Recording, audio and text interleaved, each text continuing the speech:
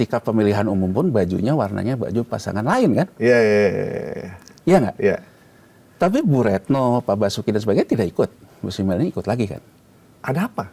Nah, saya kan timbul pertanyaan gitu ya.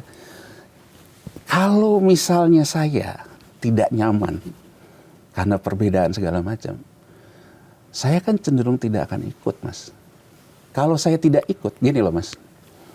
Saya ingat betul ya, karena dulu saya pernah ngurusin Krismon ya waktu di BIJ, sehingga saya kan melihat Mahathir diwawancara, melihat Soros diwawancara, melihat segala macam.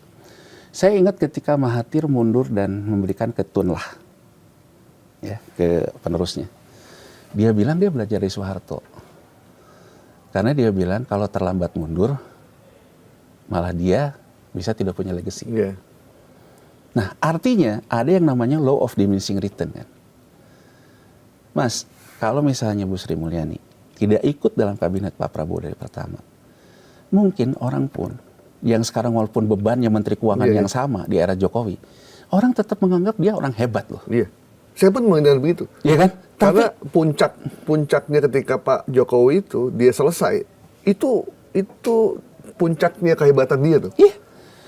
Pertanyaannya, dia kenapa tidak membaca law of diminishing return dia? Biasanya kalau kayak gitu sih ada beban gitu, yang sehingga dia terpaksa harus ikut. Iya, apapun alasannya. Ya kalau alasannya ngomong demi bangsa dan negara dan sebagainya. Ya saya juga mencintai Indonesia, saya juga nggak pernah lelah mencintai Indonesia.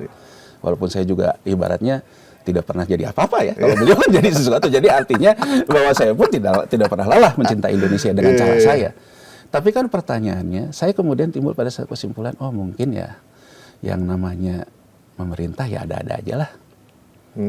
Gitu ya, ada-ada aja lah. Nah saya melihat, nah dari kacamata saya seperti itu Mas, saya melihat bagaimanakah hubungan antara Presiden Prabowo Subianto dengan Menteri Keuangan Sri Mulyani. Saya lihat tidak intens Mas. Jadi berbeda betul misalnya dulu ya Mas Galip ingat ya, kita sama-sama waktu di era SBY ya, kita waktu itu kan. Di mana-mana tuh biasanya Menkyu sama Presiden tuh dekat. Bahkan dulu kan kita ingat kan isunya sampai apa, untuk membahas RAPBN itu sampai makan bareng ya kan, masakin sayur asem segala macam itu kan, ingat kan, ya kan. Terus begitu juga dengan Presiden Jokowi ya, kita lihat betapa intensnya antara Pak Jokowi dan Bu Sri Mulyani. Kita dengar bisa ketemu 3 jam dan sebagainya. Dan Bu Sri Mulyani kelihatan happy lah.